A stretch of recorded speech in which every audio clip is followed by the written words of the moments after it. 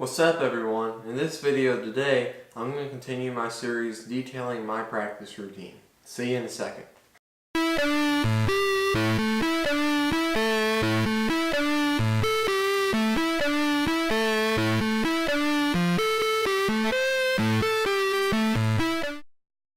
Alright, so in this video, I want to talk about the doubles portion of my practice routine.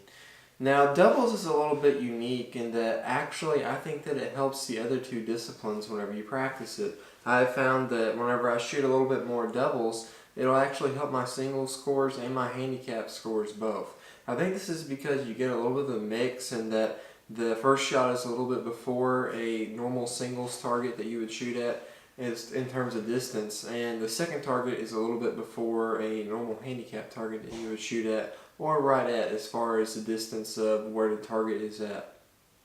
So I think that gives you a little bit of variance, and it seems to help out the other two disciplines whenever you're able to practice doubles. I know I've heard several other shooters say the same thing, that whenever they're able to practice doubles more, their singles and their handicap scores will go up. So that's an additional benefit of being able to practice doubles on a consistent basis. So whenever I go out to the practice field, usually I'm going to shoot more doubles than any of the other disciplines. So a typical practice for me, I'm going to shoot 25 singles, 50, 75 caps, and probably 50 to 100 doubles.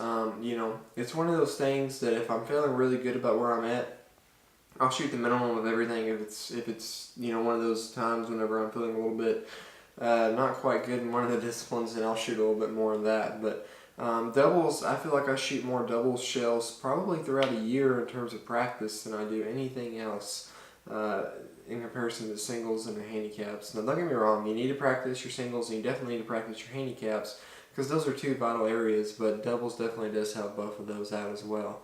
So a typical day for me out the field, 50 to 100 shells of doubles. I'm going through and practicing all posts pretty much evenly. Now what I like to do a lot of times is I'll do 2 pair per post. So instead of doing your traditional 5 pair per post in a competition setting, a lot of times I'll do 2 pair per post. I try to sprinkle this in with some of the 5 pairs so that I kind of can keep a rhythm, because you definitely don't want to get to the point that whenever you're out shooting a normal competition round of 50 shells and then another 50 shells after you come back and reload, you want that to feel normal. So you don't want to do the 20 shells per time out there so much that the other starts to feel foreign to you. But I think that it is a good idea to incorporate that the 2 pair per post thing into your practice routine, because it gives you more time to come off the field and just to think about what you just did.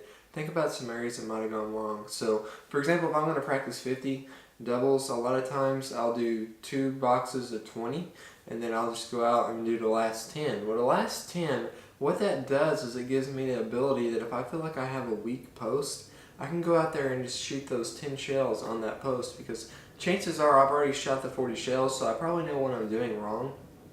So it's probably just a minor thing that I need to go out there and shooting 10 shells on that post is going to give me the ability to work on that a little bit more precisely and really nail down that issue.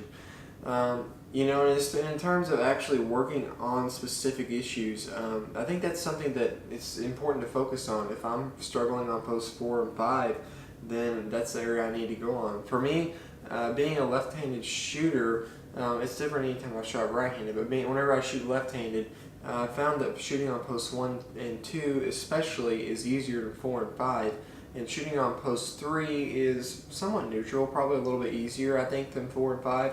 So for me, I spend more time as far as individual post work, if you will. I spend more time doing that on post 4 and 5 because that can be my problem areas. So, doubles is something, it's very important to practice them consistently, because like I said, it will help your singles and your handicap scores out as well. It's important to pay attention to factors such as, am I staying in the gun? Am I shooting the first target too fast? Am I spot shooting the first target, or am I allowing myself a little bit of movement?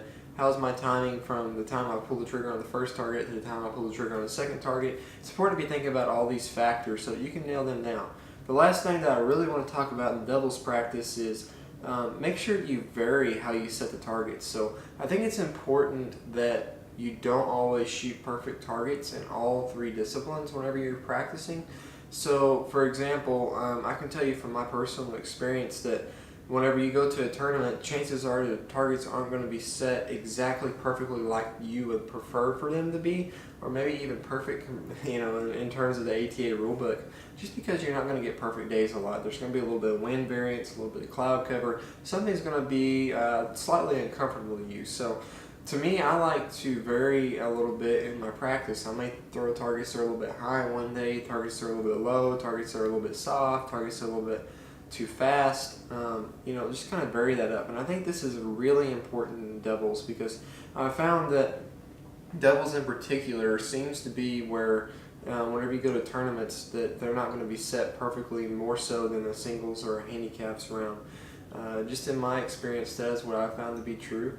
So, for example, in doubles, I may shoot, if I go practice 3 times in a week, let's say, I may shoot one time with the targets absolutely perfect, and then the next time go out there and shoot with them too high or too low or too fast or too slow, just depending on what I want to work on that week. So kind of vary it up that way. I think that helps you, especially once you start to get the fundamentals down. You want to shoot, if you're somebody that's incredibly new, you probably want to start out shooting some perfect targets, if you will. That way you can get the fundamentals down. Once you start getting the fundamentals down, you can kind of vary that up on the target setting. That way you're prepared and you're experienced for whatever you may come across in competition. Thank you guys for watching today. I really appreciate it. Hope this video helps you out. You can subscribe to my channel here. I'd appreciate if you did that. You can watch another video here. Thank you guys for watching. Go have a great rest of your day.